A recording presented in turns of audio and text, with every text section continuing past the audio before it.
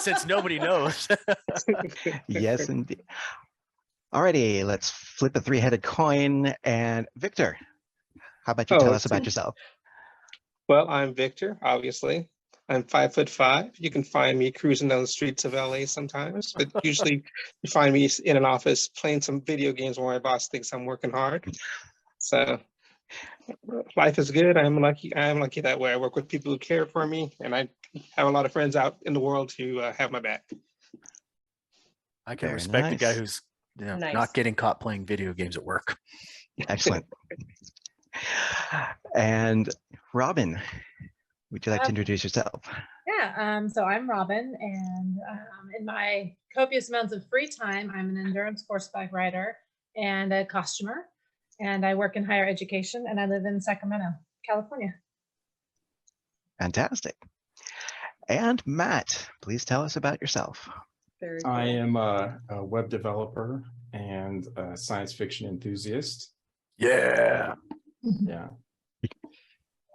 All right. That was short and sweet Fantastic. to the point.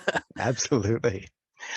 Alrighty, I'm going to circle back around and begin with Victor here. What is your history with Star Wars? Star Wars, I guess my history starts with the first film, episode 4? I was out there standing on long lines back in 1970 something, and with my parents. I saw that movie probably about 10 times in theaters as a child, and I've been hooked ever since. I've watched the movies, TV shows, the tunes, and even everything on Disney Plus. Wow, fantastic. You've got me beat, definitely, with some of the tunes there. I haven't caught up with all of those yet, so good on you. You can tell he's from our generation, though, because he said theater. Yep.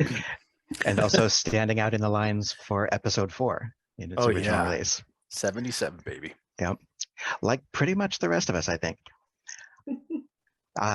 So moving on, Robin, same question. What is your history with Star Wars? Well, yeah, it's been an integral part of my life.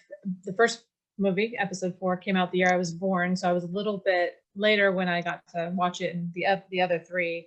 I remember vividly in kindergarten being madly in love with Luke Skywalker and wanted to be Princess Leia. And and I've, of course, dutifully indoctrinated my children into the Star Wars family. And we watch everything together on Disney Plus. And I'm actually watching Andor right now. Well, not right this second, but I just watched that one. And yeah, and I actually really like most of them, but I have, you since you grow up with it, you have your own ideas of what the stories, especially the newer ones, should look like. But yeah, it's just always been there. Terrific. Oh, wait, did you, when you were wanting to be Princess Leia and you were madly in love with Luke, did you know? Yeah, I had no idea. That was before Return of the Jedi. That was a cruel shock. The other thing is I really remember thinking Han Solo was really an old man. He was just way too old. And my mom had a crush on Harrison Ford, and I thought that was ridiculous. Whose and mom then, didn't?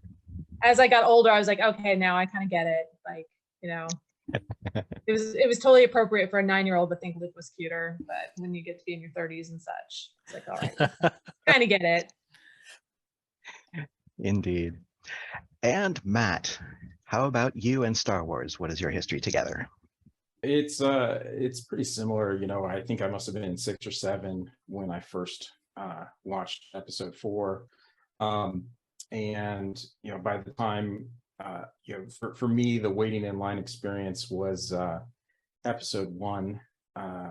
And I must have waited in line for 3 or 4 hours to see that one, which was a mixed experience, but nonetheless, it's it just keeping pace with everything. I think there's a couple things that I'm not up to speed on now. I am up to speed on Mandalorian, but with the family stuff and everything, and there's so much more. Like when we were kids, it's like if you're hardcore, you went for the books, but there were only so many movies to keep track of, and now there's like all these series and spin-offs and everything. So it's a little mind-boggling, but it's the Star Wars provides like kind of this overarching almost like mythology, I think, for our generation. And that's how it's always felt to me. Like it's, Star Wars references is a big part of, especially like in, with other web developers who are constantly making these references to things. So it's very impactful.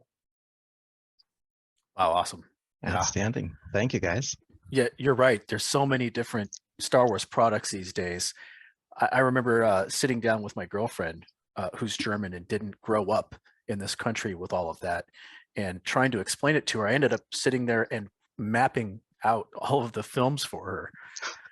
And I realized, God, there's a lot of things. And then trying to explain it in a way that somebody's going to understand, not an easy thing to do. But moving on, for my co-hosts and I, or for me and my co-host, however you want to say it, The Mandalorian brought back the magic we felt in the original 3 films. This is something we were talking about in the episode. What did The Mandalorian add to the Star Wars universe for you? And Matt, we'll start with you since you just finished last and kind of continue your thoughts here. I think that for me, the Mandalorian, it really slowed down and expanded. So whereas the Star Wars films deal with these really big, grand stories, even though the Mandalorian kind of touches on it, you're getting to focus so much on a single character's perspective. And of course, by the second season, they're expanding it out, but just that really zooming in, what is life like in this area? Granted, from this one perspective, but that sort of expanding it out really sort of adds a lot of nuance and flavor to the universe that I think you necessarily miss in like this grandiose thing like in the movies. Yeah, it definitely narrows it down. I like the take. Robin, how about you? So The Mandalorian for me, the Star Wars movies always left this feeling of, well, what else is going on? It's supposed to be this huge universe, but we're so focused on the one family, and they're, of course, Darth Vader and everything. But I like that it adds the dimensions and makes the world more real and more expansive, and it kind of just added to the flavors in general, while still being able to incorporate the time period. So, instead of going back or forward in time by thousands of years where they could do whatever they want, they start to just kind of cover a different part of the universe that we're already familiar with. And it also kind of added a little bit of being able to make fun of itself. There's a lot of the inside jokes that really you only get if you've been a Star Wars fan forever. So they have this little nuggets, with like the stormtrooper missing and just a little bits that you're like, yeah. Where like the kids are like, I don't see why that's funny. I'm like, yeah, shut up. Yes. You'll understand one day. It'll be fun. Trust me. Victor, what did The Mandalorian bring to you for the Star Wars universe? Well, everyone else said it's so great. I like how it made things personal. You got down to a personal level with, like they said, a single character. I like the way that they were able to cross over and bring in some of the animated characters over into the live action stuff, and do it in such a way that didn't take away from the character or make fun of the character, but actually made them, a living, breathing version of what I had seen in the animated series. Yeah, absolutely. Right. So there were a lot of memorable moments in season 2. So Din finds other Mandalorians, he meets Ahsoka, he fights a crate dragon, trades with Tusken Raiders, Fennec and Cara Dune lay siege like total badasses to the Imperial outpost. And there's just a ton of great moments that happen. What is your favorite moment from season 2? And we will start with Robin. Trying to think of all the just badass stuff that happened in season 2. I really like the portrayal of Ahsoka because I haven't watched all the animated. I've only I've been told millions of times, you got to watch it all, and I just haven't had time to sit down and binge 4 years worth of cartoons. So I really kind of like that portrayal because it did bring in the live action aspect and kind of tie that character arc into the live action series. Nice. I 100% agree with your assessment. All right. And then Victor, what about you? Did you have a favorite moment that sticks out to you? When he is offered that Beskar spear by the governor, or who was it offered to? That wasn't the governor. It was can't even think of the antagonist name at the moment, but the guy with the dark saber. The magistrate. Oh But- no, Moff Moff Gideon. Gideon. Yeah. Oh, sorry. Yes, that's his name. Yeah, when he's offered the Vasco spear and he rejects it, because you could see that he really wanted that item, but at the same time, that wasn't worth his honor. And for me, I was like, oh, let's keep him with the character there. He has an opportunity to do some less than great deeds against a worthy foe, but then again, he has this child that he's taking care of, and he's at that moment you kind of see that he's changed from that bounty hunter guy to somebody who cares about other people now. Yeah. Very cool. Yeah. Very cool. All right. And then Matt, what about you? Do you have a favorite moment? Yeah, in much the same way as Victor's, when he has to remove his helmet to portray the Imperial officer, and just the tension, this decision, it's a no going back moment, and that kind of crystallizes a lot of the second season for me in that moment. That's this arc that he's on, right? And it's so wonderfully done, that whole, so much conveyed in just a very subtle way during that scene, which I really enjoyed. Yeah. And then Mayfeld coming over and, having his back and then saying, yeah, I won't tell anybody. That was pretty cool. Yeah, That was really totally. cool. We all have our favorite characters. In season 1, the three of us, we all seem to be big fans of Kuiil and IG-11. In season 2, I really continued enjoying Mando himself, for reasons that, interestingly enough, reminded me of my journey going back to college as an adult.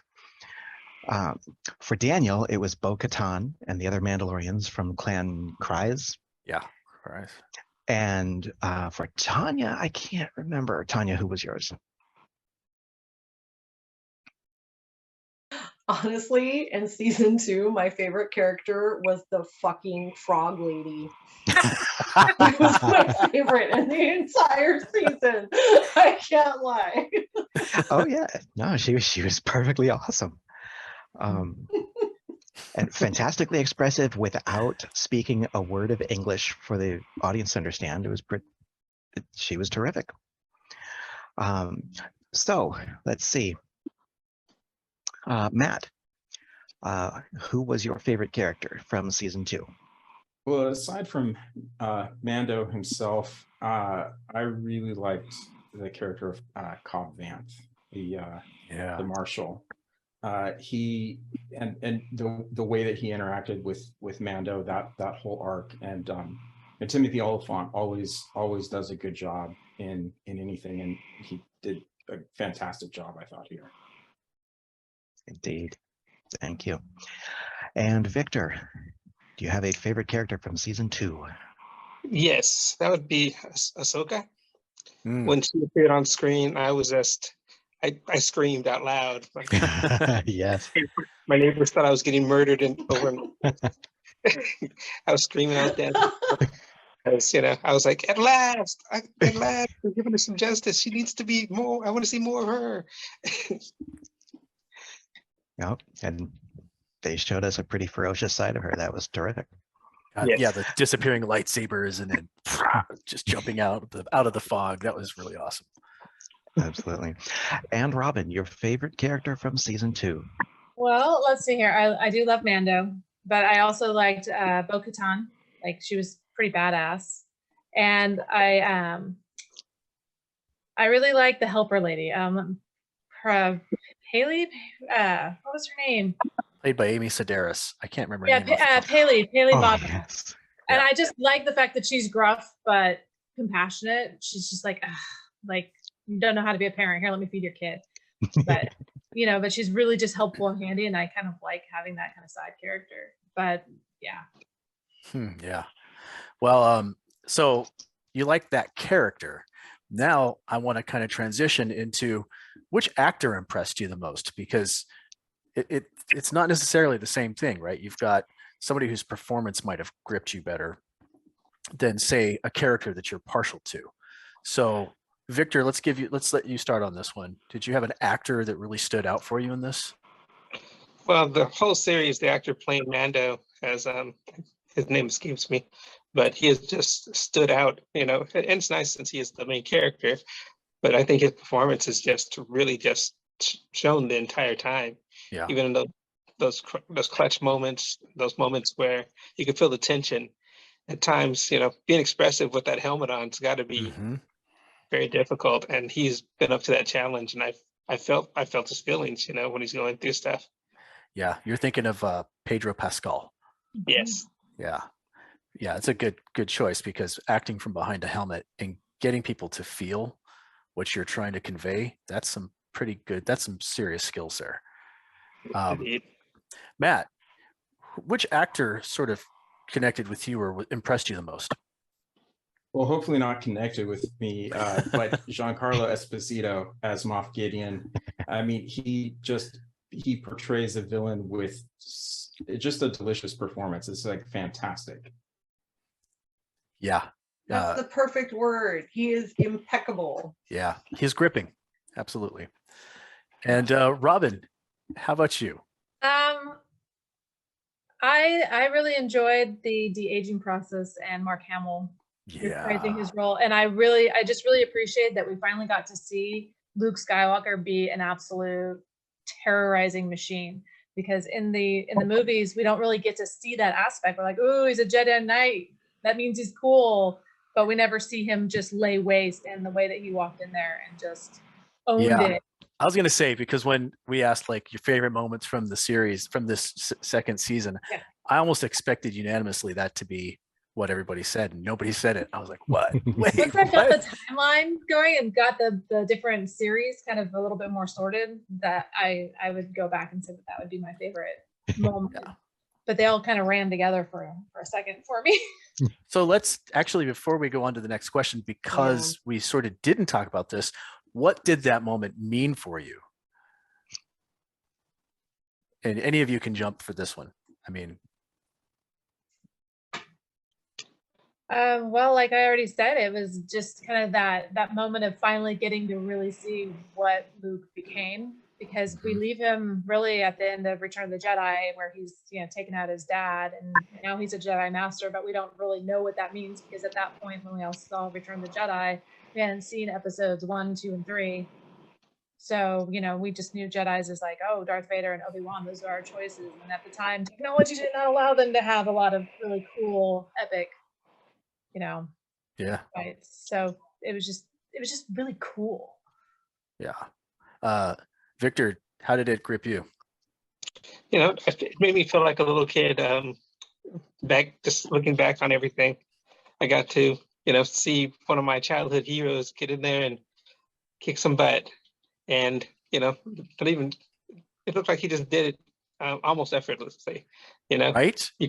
You could see the level of power that he was at, which it was kind of implied. But like Robin said, you never really got to see it. So actually seeing it, it was just amazing for me.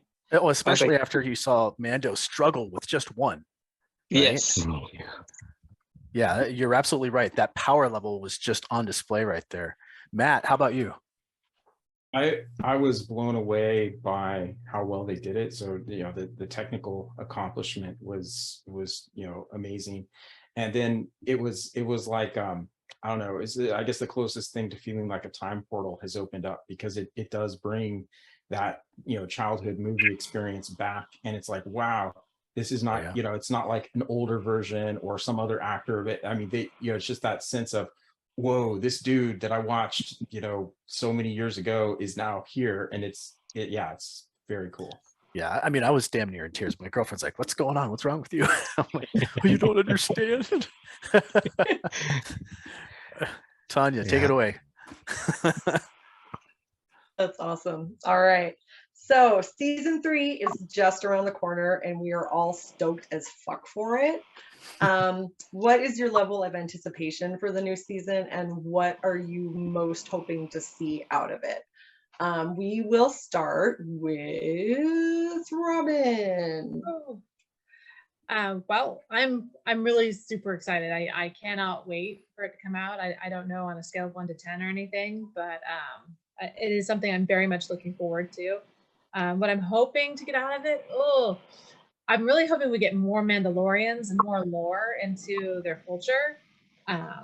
You know, because I know that like the series and the books and everything went into more about Mandalore and the different clans and everything, but we really haven't even scratched the surface in the series. So I'm kind of hoping for more of all of it, just More of everything. more of everything. Yeah, it's Big been a giant really good hoping. series. You know? Yeah. Amazing. Yeah. Let's see. We will go with Victor. Same question. I am very excited about it. I was afraid they may not do a season 3 since it took them a while to get serious about it, it felt like. But I'm just really excited to see where the Grogu story goes now that he's back with the Mandalorian. I'd kind of like to see him do some Mandalorian type stuff and use some Jedi abilities too. And maybe even him get hold of the Darksaber Ooh. and utilize it That in a sounds proper way. Oh, that would be amazing. Oh my God. It's so funny that you say that because I never even thought about it. I hadn't either. He'd have to defeat Mando to get it though, right? Oh my gosh. Oh. No, Dad. Give me that sword. Oh my God, that's hilarious. All right, and Matt, what about you? What are you most hoping to see? I'm looking forward to the development of his own. You know, he's gone from this position of absolute certainty about what's right and wrong and his place in the universe to now having that shaken up. I want to see how that continues to develop, and then as a distant second, I want to see what happens now that the Razor Fist has been blown up, right? Like I want to see what the what they do with that. Is it, is it a direct replacement or what they're going to do there? So I'm looking forward to that. Right on. Yeah, I'm Cool. interested too, man. I mean, he lost his big ship and now he's got the small one, right? He got the old Republic ship. But what's he gonna do? I guess he can't be bounty hunting in that little tiny, race car. Race car of That's a what I'm ship. thinking. Yeah. So what does he do? I don't know. Hypothesis? Anybody? What's he gonna do? Is he gonna take Boba Fett's slave one, you think? Like steal it from his garage? That could certainly cause some dramatic tension, I think. It could. Trade. Yeah. Yeah, so Boba Fett was in this. What'd you all think of Boba Fett? I mean, in this series, Boba not Fett in the Boba Fett series. I enjoyed Boba Fett a lot. Yeah, I thought he brought a lot to it. Robin, any Yeah. thoughts on Boba Fett? Same. Gosh, Boba Fett for so many people has become so much more than what he started as. And he was just the bounty hunter and Jabba and Return of the Jedi. Everybody's like, whatever. But now it's like he's got so much of his own story and everything that it was pretty cool. I'm enjoying the tie-in. Yeah. Cool. Victor, any thoughts on Boba Fett? Yeah, for me, Boba Fett was the guy I hated. I love to hate. When I was a kid, if we were going to do bad guys when we were playing Star Wars, I'd want to be Boba Fett. Someone else would be like, no, you should be Vader. I'd be like, no, Boba Fett. Yeah. Down to the Emperor. I was pretty excited to see him make a little bit of a comeback there, and actually, he got to flex a little bit, and he gets his armor back, and I don't know, it was just kind of nice. It was more heartfelt than anything for me. I enjoyed the performance, and I love Boba Fett, the character, so it was nice to see more of that and find out and have them discuss his background, why he has the armor, where it actually comes from, okay, for those who may not have known that from before. Yeah, the fight sequences were great. It was nice to see him fight and be a badass instead of fight and get, become dinner. Yes. But yeah, I mean, it was on full display, and I thought they did a great job with that fight choreography. Anything else you guys want to throw out there? I mean, this is the kind of unscripted area right now. Things that stood out to you in the show. Matt? Well, I have this pet theory. It's just more of a feeling, right? But I'm always drawn to Grogu eating the eggs, Yeah. and I just like, I can't shake the thought that with Grogu's sort of connection to the Force and everything, that there is this weird, because those eggs, they're unfertilized, they represent potential future children, and so there's just this weird sense that Grogu is shaping the future in some way, right? That it's channeling something there. And so it always struck me that it's very comedic and it's funny and everything, but it always felt like there was something deeper behind that than just this kid doing something he's not supposed to do. Metaphor, basically. Yeah. Yeah, I kind of got that feeling too. I almost felt like, wow, this is he maybe a little evil? What's going on here? He could become a Force vampire. Oh, no. I There's mean, lots- all children There's are lots of midi chlorians in these eggs. midichlorians, the worst idea ever. Or maybe it was only the bad ones, right? Like, like who would go on to cause problems, right? So it's just like pruning the tree Just kind of the thing. bad seeds. Oh, Yeah. We could go with that, I guess. Eugenics Jedi style. Oh, man. Well, Oh, it would my. be creepy if it was somebody older and more calculating, right? But if he's this innocent channeling the Force, right, then it feels more like he's, and I think that's like really the key, because if anybody else, it would be creepy and just seem completely wrong for exactly that reason. Whereas if he's like channeling the universe in some way, then maybe it feels more divine. I don't know. they do a good job keeping the childlikeness of him, where it could have been easy to portray him as more mature because of the power level. But I think they do a pretty good job getting it through to the audience that he's pretty much a toddler with magic. Yeah, exactly. Yeah. So he's your average D&D player. Yeah, just make the eggs deviled eggs that are supposed to wait.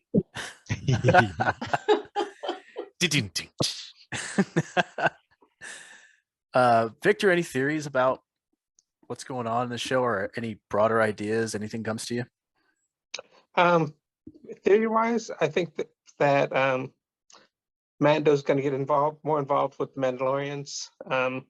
He's going to go back and try to help them take back their homeworld. Maybe not in this season, but maybe in another season or two. Let's start touching more on that. Yeah, I'm hoping they do touch on that this season. I think that'd be great. Yeah. Awesome. Yeah, I see more character development and also his interactions with the other Mandalorians. I think you're going to see a lot more of that in general.